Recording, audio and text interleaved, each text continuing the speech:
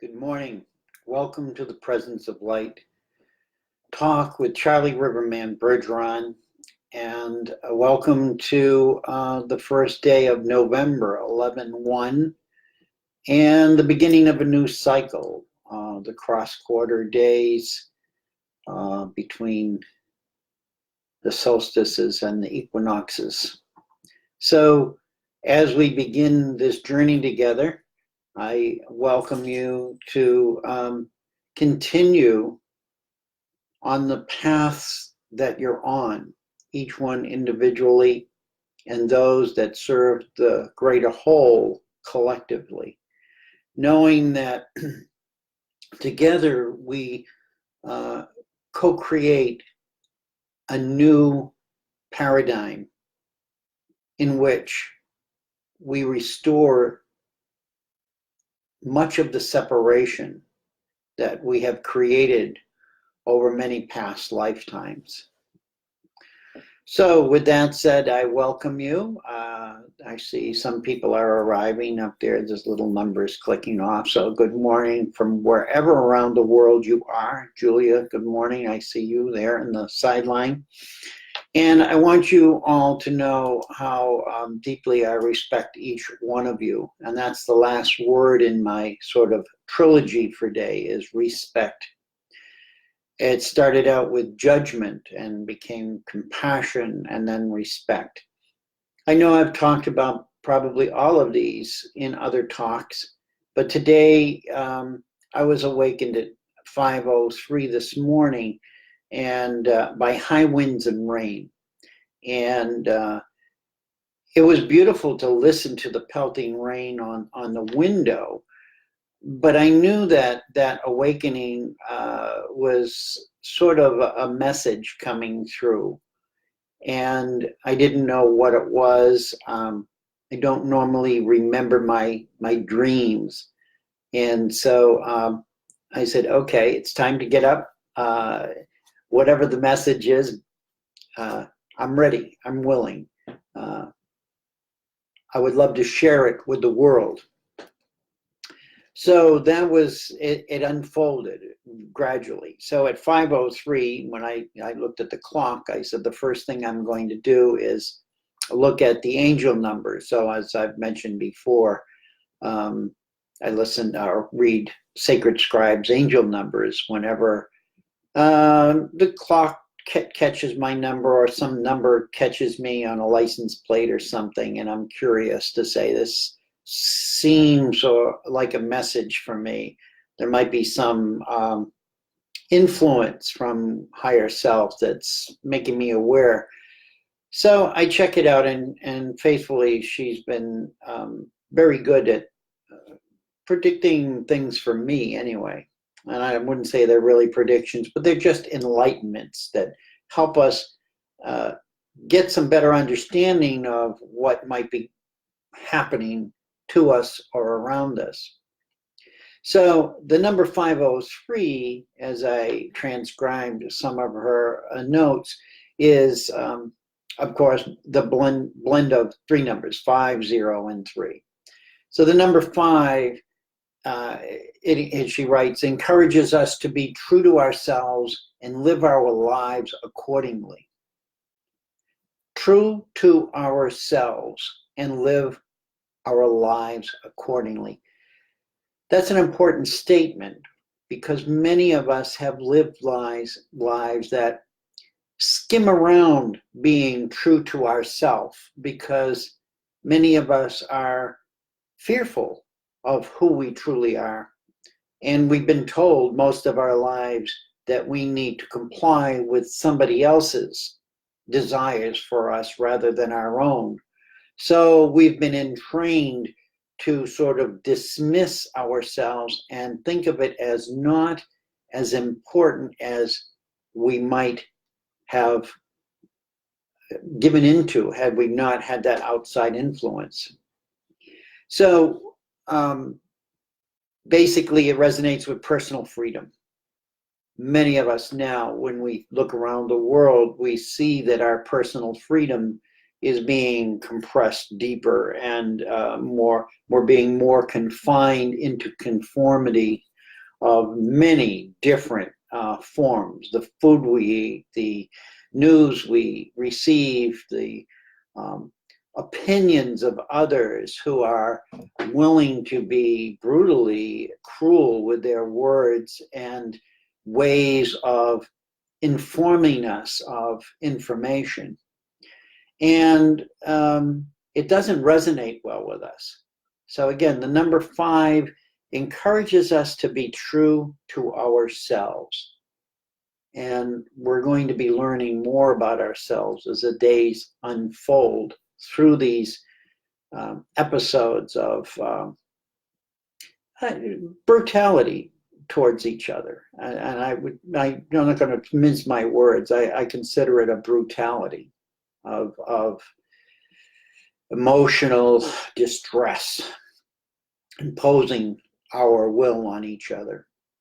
So the personal freedom is also about making positive life choices and important changes, which we are all going through changes, and we need to now make them positive life choices.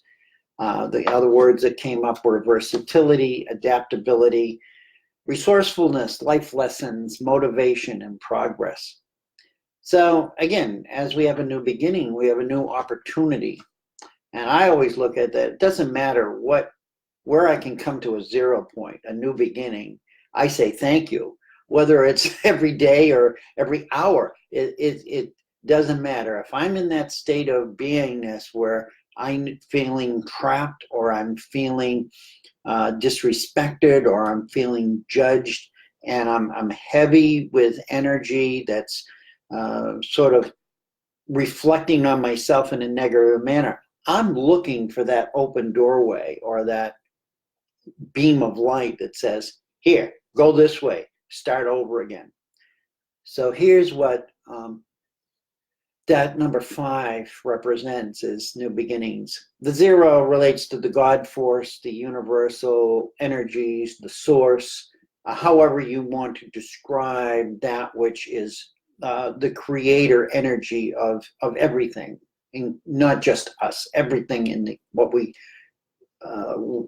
consider the universe that we live in. And it magnifies the other numbers that it's with.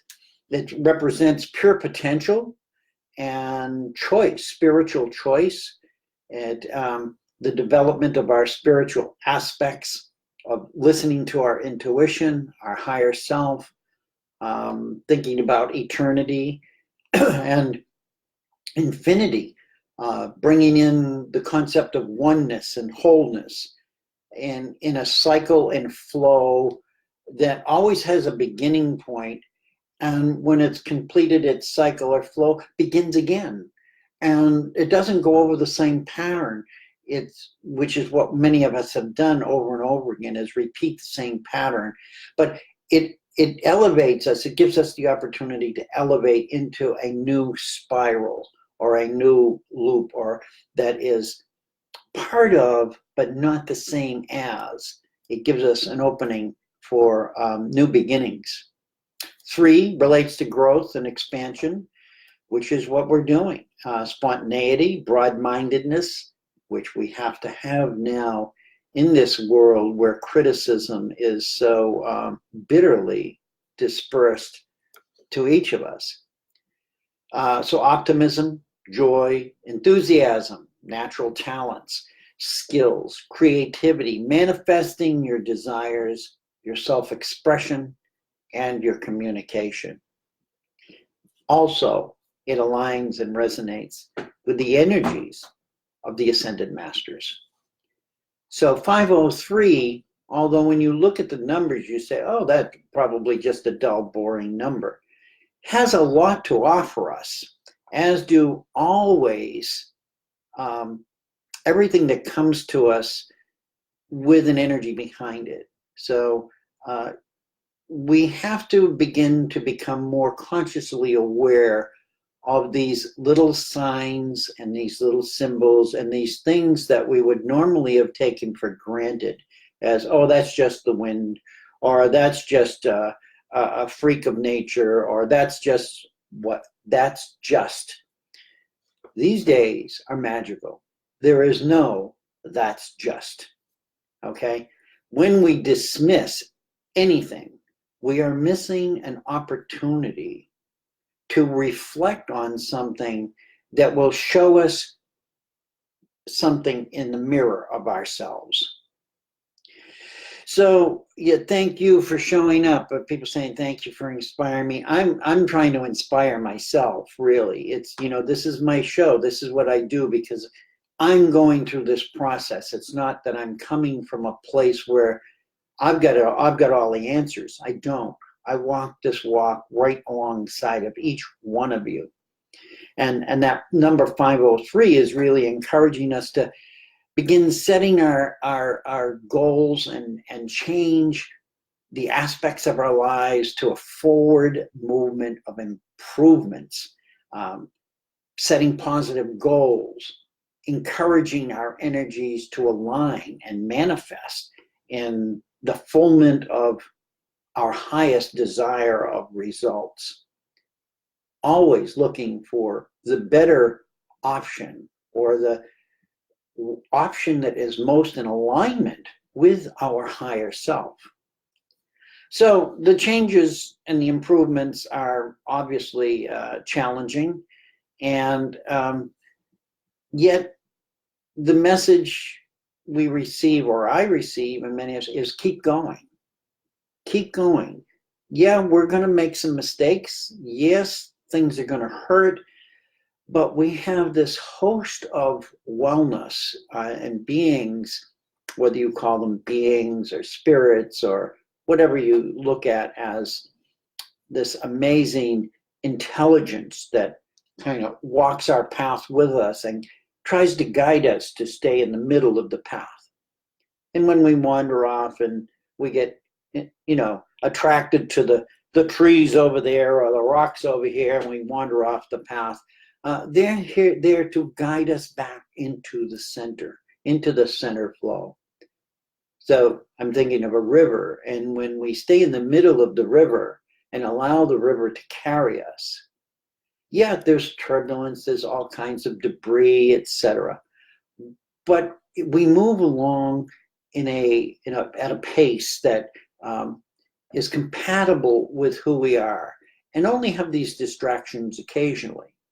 But if we go off and wander off to the edge of the river, what do we get caught? Are we getting caught in the bushes, the leaves, the tree limbs, the rocks, or, we get tossed around, we get beat up, and then eventually the water will carry us back into the main channel of the river, and off to Mother Ocean we travel again.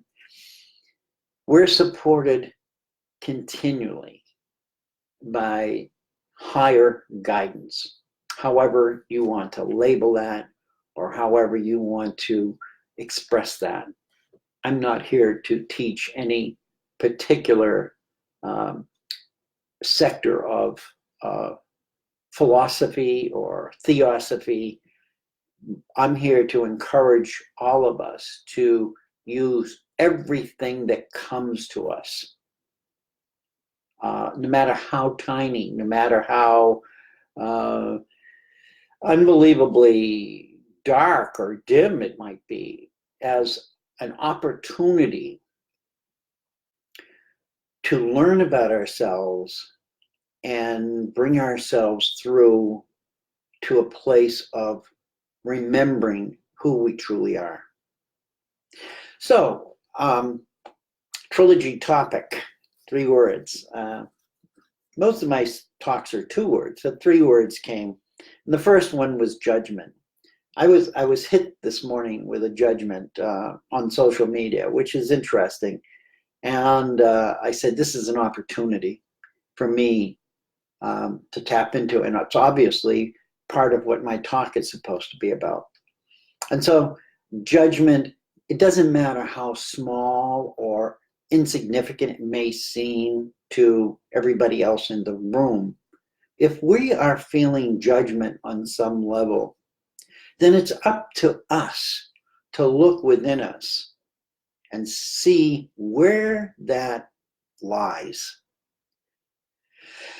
As we move into this newness and this self-expression of ourselves, the first thing we're going to be met with is judgment by all of those around us, more so than encouragement.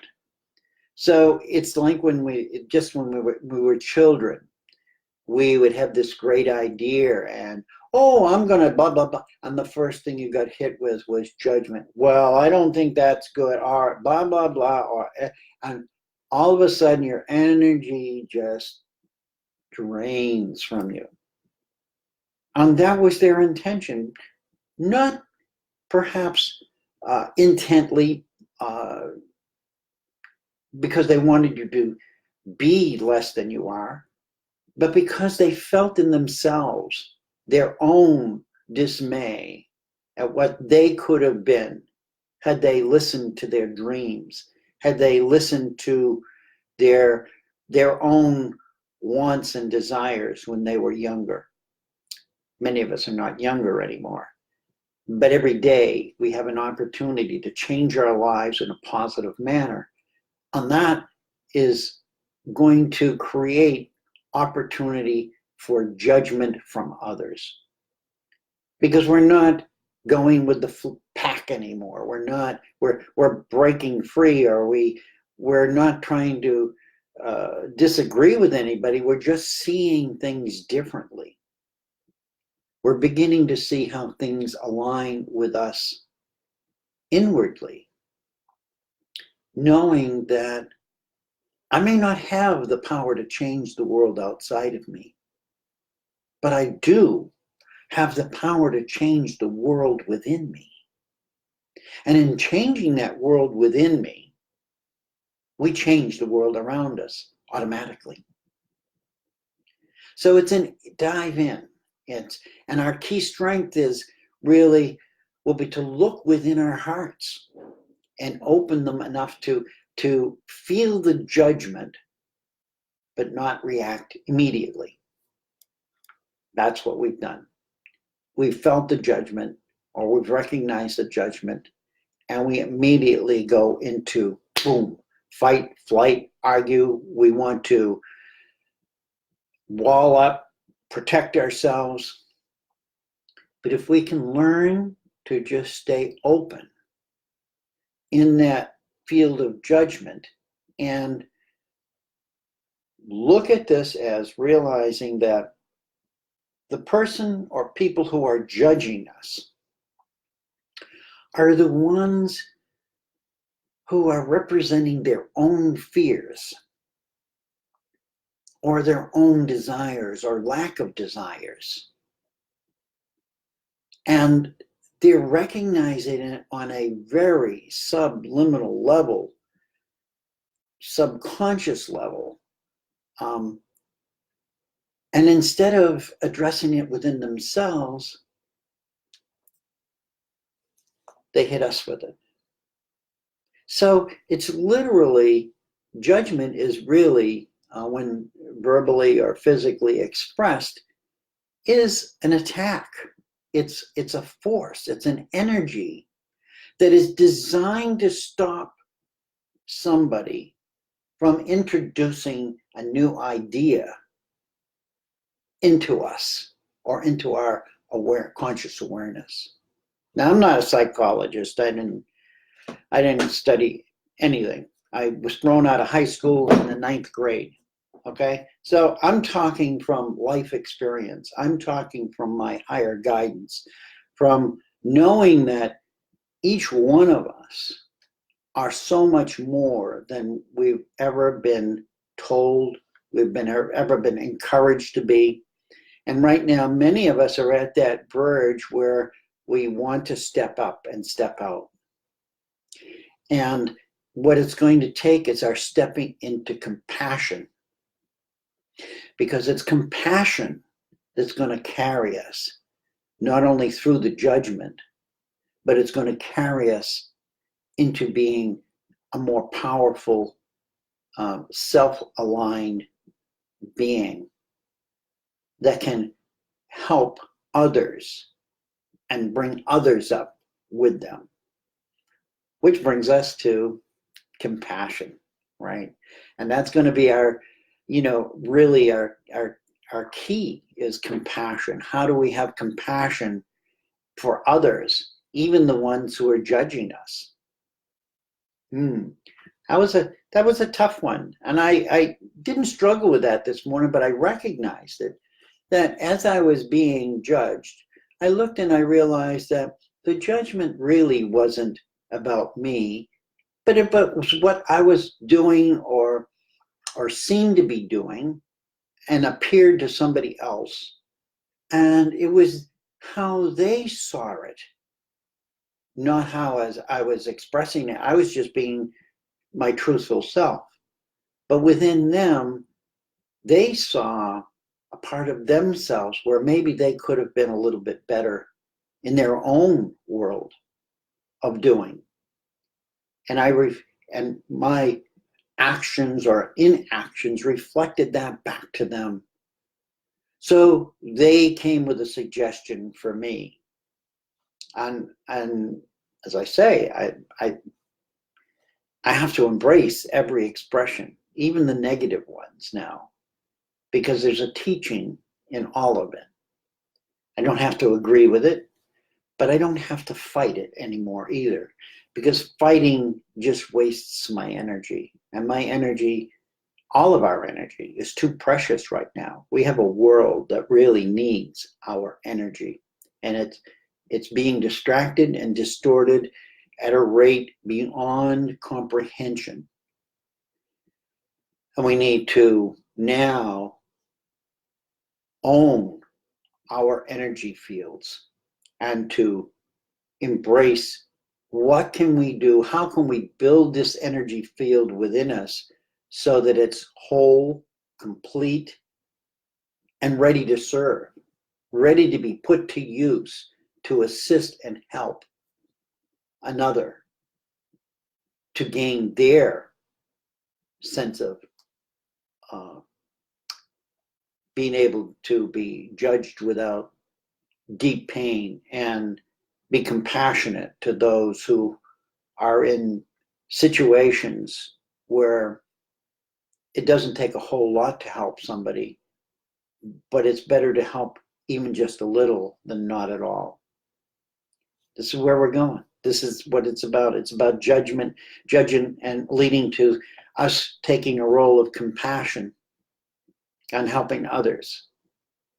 So the judgments are a tool, really. They're valued as a tool to teach us what we no longer would align with, and to remind us of what we're becoming. And we need to remember also that there are people out there who want to knock us off balance intentionally, because it's their goal to stay in power and control over us so that they don't have to own the responsibility of their own actions. It's a bizarre world. This is where we are. Each one of us is seeing each other differently now. And there's no easy way. The whole purpose is not supposed to be easy. If it was easy, we wouldn't respect it as deeply as it should be respected.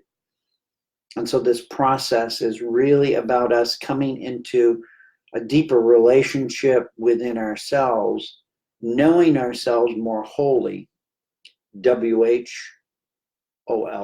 and HOLI, because they go together. There's no separation in any of this. We are more powerful. I'm reading my notes now. We are more powerful. We are being eternally supported and guided. We are exchanging fear for compassion. We are respecting our resourcefulness. And that was a word that came from spell check. Thank you, spell check. Even spell check is my guide today. Resourcefulness. where is our resourcefulness? Where are your resources stored within you? Know that that's where you need to go. Is it the root cellar? Do you have a root cellar of resources that you can go down and dig into and say, okay, I'm going to need this today and I'm going to need that today, because this is where we need to go deep within ourselves to pull up this stuff from within us that we haven't used perhaps in many lifetimes, and to shield ourselves and to bring it forth to assist and help others. So it's exercising less judgment and more compassion for each other's, and encouraging others to do the same is really one of the keys here. In my notes I wrote, if there is to be a fruitful garden, then it takes all of us to awaken to the earth shaking, the high winds and the fire and the rain. Now, this does not mean that we have to become doormats for others' aggressions. We already are that. And that is what we are rapidly moving out of and away from. And so, again, somebody says, I never thought of judgment from others that way. Again, we've not had to think about many of these things. The world went around and it was fairly, floated, had ups and downs. But now when you look at everything, we see we're being highly bombarded. And it's hard to keep our balance. It's hard to stay grounded. I talk to so many people about how can you find a way to bring the light from within you to shield yourself, because you can't find it out there anymore. It's out there is not going to work. We have to come from and shield ourselves from within. This brings us to compassion. So, compassion here, and I've only got a couple of minutes, but I want to finish this. What compassion here means is that we are able to see the pain or frustration in others and offer them a blessing rather than a retaliation. This is where we want to come to, that point where when we are attacked or when we are judged, can we hold up our expression of energy long enough to see that the other person is suffering, and see their suffering, and not to make them to apprise them of it or to say I'm right, you're wrong, but just know to be able to see their pain and suffering and offer them a silent blessing, and know that I'm not the problem. The only problem is I'm in the presence of this other person, and what they're seeing in me is making their hurt and pain rise to levels that is unbearable for them. Perhaps my notes, I'm going to read my notes quickly. Perhaps if we can maintain our presence enough, we can see in ourselves how we too can be judgmental and somewhat self-righteous, and place that more to the forefront of our list of changes during our growth and expansion. Remember, we are being supported not only by angels, but the entire universe. I pulled a sacred space meditation card, which basically says it reflects that our lives are like gardens and tended to by a higher life force, which offers always peace and love. When we continually seek that higher source direction and guidance, then we automatically can come into a place of compassion. The last word is respect. And it's not the caboose of this talk, really.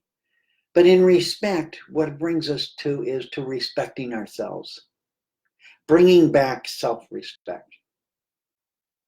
Not only are we called to respect ourselves at a deeper level, not just the feel-good parts of our journey, but those which may be unpleasant as well.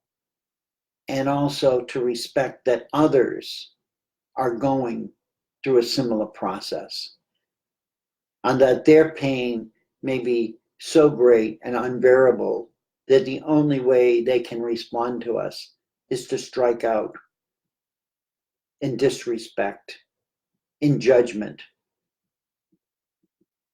And they can't offer us compassion, but it's our offering them compassion on some level that might plant the seed in their garden so that it can be watered by the tears that flow in them and grow into a greater compassion, not only for themselves, but for every living being on this planet. So in closing, looking around the world today, it is truly challenging to not become judgmental.